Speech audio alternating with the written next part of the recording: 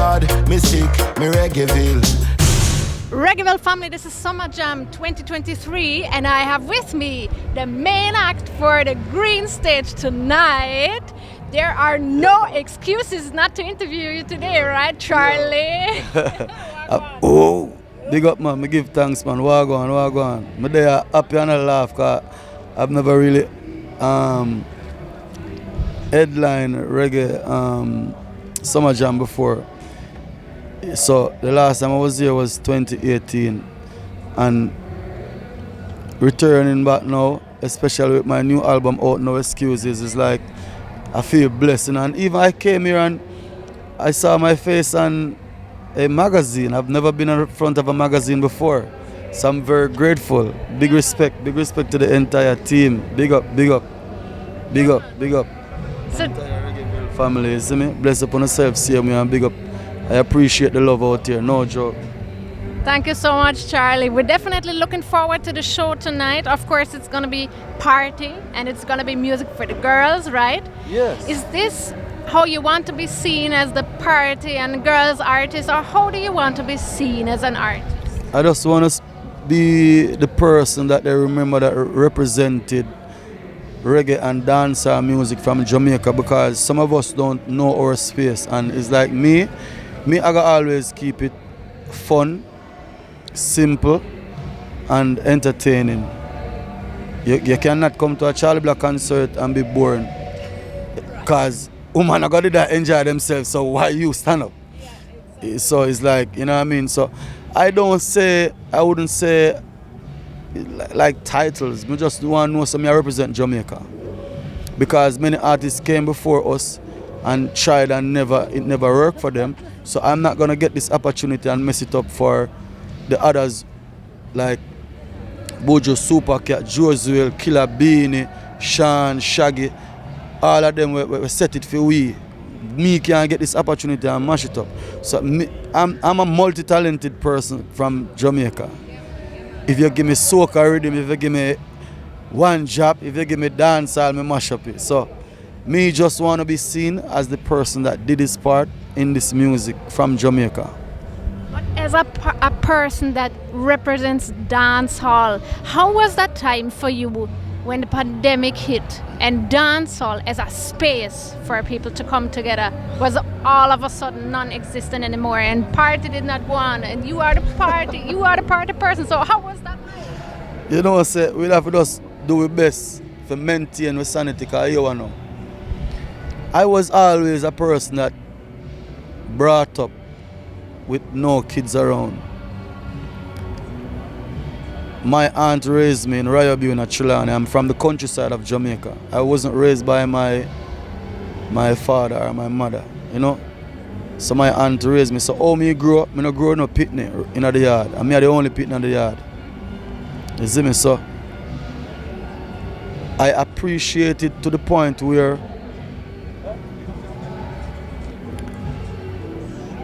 me can always there by myself and alright by myself.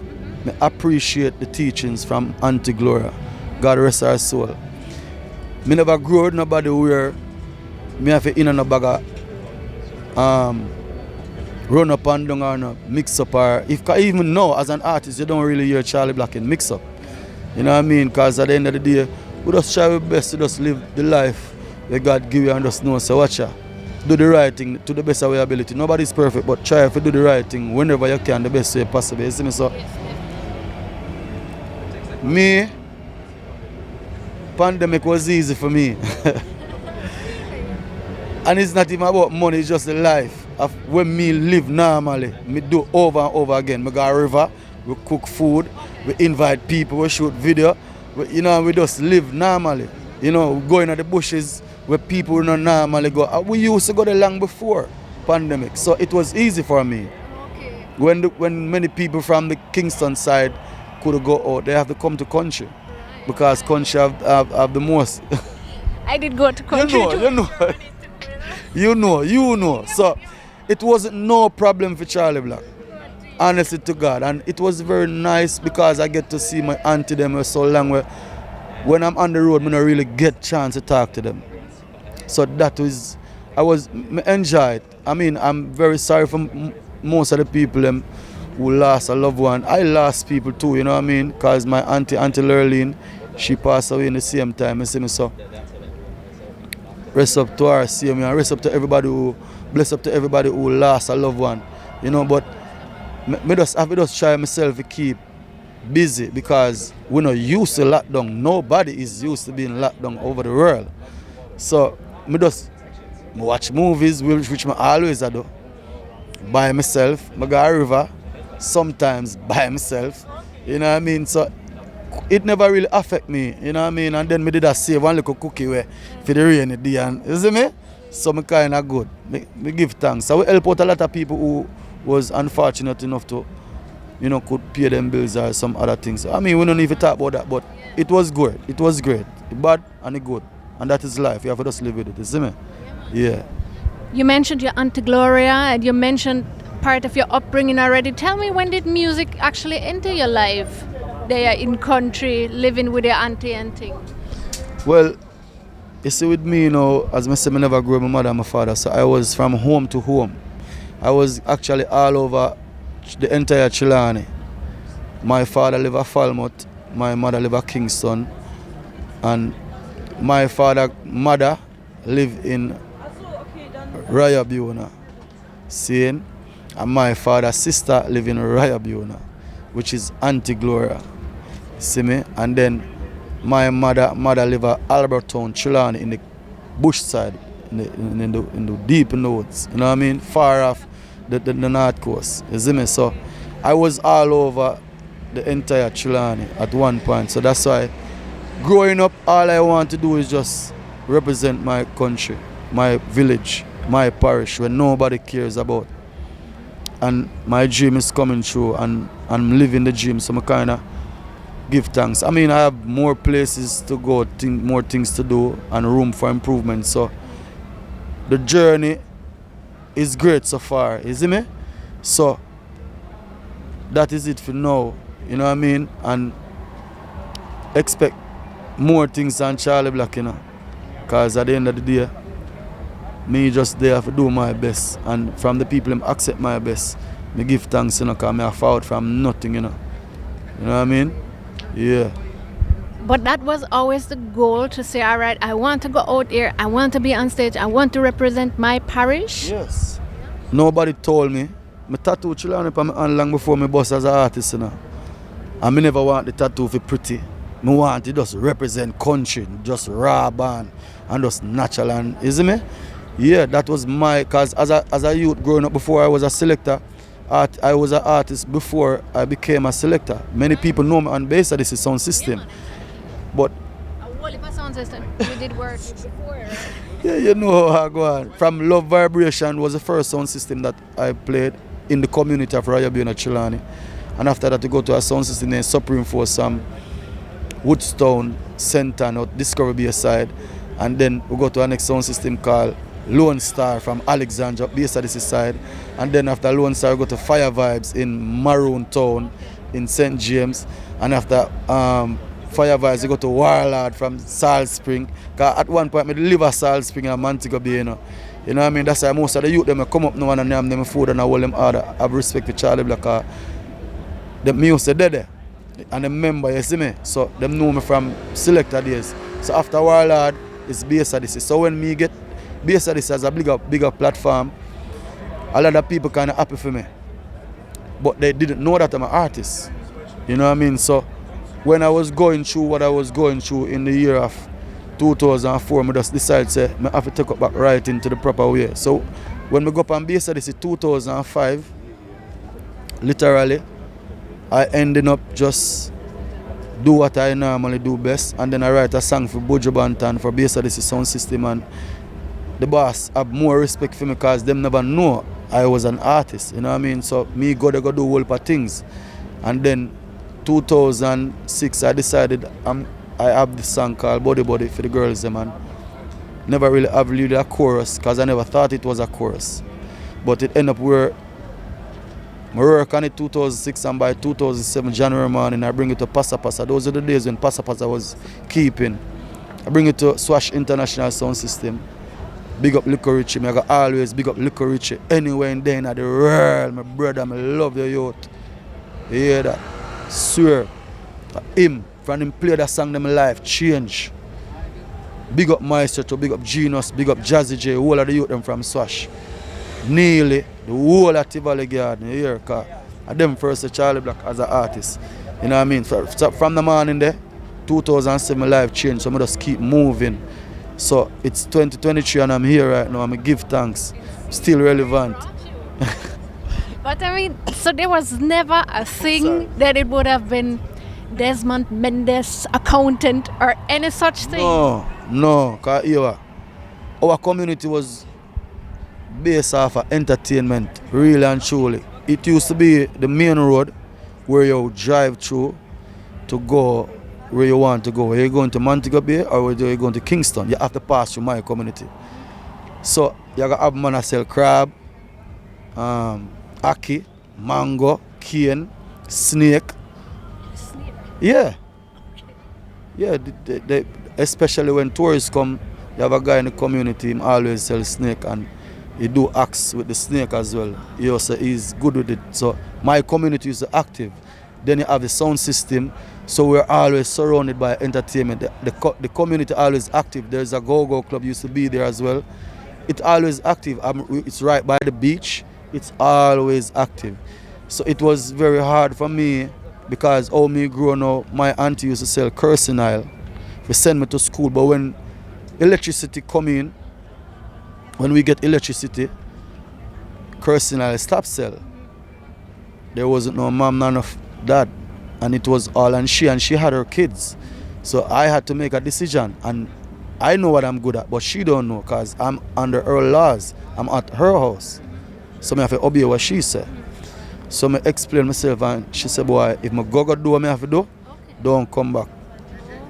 So I made a decision, I get successful and I return home and she hugged me. And then she laughed and we cry and we talk and she said she missed me and like I think maybe 2 years after that she passed. But I'm really happy to hear that she actually got to see the success. Her favorite song was I'm Too Blessed to Be Stressed. You see me right now I talk about her and make me get a little bit nervous. You see me, I don't even want to show no emotion on the camera. You hear that? But I mean, see where that brought you. We said it already. Now we're here from Trelawney to the world. With the new album also mentioned No Excuses. How you feel about this project? I feel it's a very completed project and this is my best project I've ever done. You know, and why I call it No Excuses because the last album too many fingers were pointed in who were blaming who why this never happened. So this one we're not blaming nobody, we're doing it. So there shall be no excuses. So we're trying our best to let the world know about this album because it contains more big up Richie Spice, more big up Techno from Nigeria, more big up Timika Marshall from Guyana, more big up General Bounty Killer. We give me my first collaboration. More big up Beanie Man, the king of dancehall, them dip on the album. Yes, they're on the album. And one more person, right, which is a very, very good link of yours. I'm big up my bigger brother Sean Paul. Anyway, we pull up on this pattern, we will take away you, girl. We gonna turn it up. Whoa, big up Sean. Second time I done give me a single and it got 1 million views right now on my Viva channel. And I know I'm going to see Sean Paul at some of the festivals around here because I'm going to be here to the entire summer. So, yeah, and I think, we're leaving tomorrow to go to Canada, so I'm going to surprise him at a show. But he don't know that I'm coming. We definitely have to sing that song because people is asking about the song, you know what I mean? And it's the first song I'm going to start my stage show with tonight too. But that's you and Sean Paul, you go way back. Please tell me a bit about the friendship that you guys share. Yo, Sean watched me grow and I'm proud of me to the point where I was working by a studio and in a day, like the man just say, yo, come on my yard, man, come on my home, my personal space. It's like he might tell me, say, yo, show me, say, yo, I reach a level where he respect me enough to say, yo, come on my yard. Because the man in the two is a nice person, kind person, genuine person, loyal person, but him choose who him parried and who him, you know what I mean? Because people hurt him a lot, in you know what I mean? And him go through a lot. I used to help whole heap of people. So when me busted Body song, I was at Kappa Shot studio, where you don't know the link with Kappa Shot and Sean Paul. You know what I mean? So at the end of the day, from 2007, he knew of me. So he watched me grow. I remember asking him for a collaboration 2009. And he said, go and work with him and everything soon come on. Because every time he come off stage show, he come directly to the studio and I was always there. You know, so I see him, always a link up. We always a whole of vibes. Because even Richie say a song, if me not reach this year, next year, not that song, he's the one that let the song release before its time, because I was doing so good with Bubble. Bubble was my artist's new song. And I was doing very good in dancehall until when we recorded the song the night, Sean go link him the next morning, which is Kappa Sean, the selector, the DJ. He go link him by his house and was playing the song, and Sean Paul heard it and said, yeah, who that? Because remember, me I sing girl songs, so everybody used to me for girl song. So when he heard that song, he was like, yo, who that? And Sean tell him, and him say, Charly Black, and he said, for real? That bad? And I said, yeah man, next year we'll go that, let it go, release it. And Sean, I said, yeah man, next year. And he said, next year? That for release? No! Kappa Sean ended up sending the song to DJ Wayne and other DJs. And only one DJ took up the song. And that DJ was DJ Wayne. DJ Wayne now shared a part of my career there with me, because him actually first boss one of those type of songs for me. You see me? Yeah. So I have to big up DJ Wayne again, because I always want DJ Wayne play one song and he never play a song. But when you actually hear Richie say a song, he say, yo, this is for me. He played it 9 times straight. Listen, I was driving from Brownstown, and this is the reason why I didn't know that it was really the song, because I played the song to a friend of mine named Alisa Brown. She's my classmate from Chilani, my community from Race Course in Falmouth.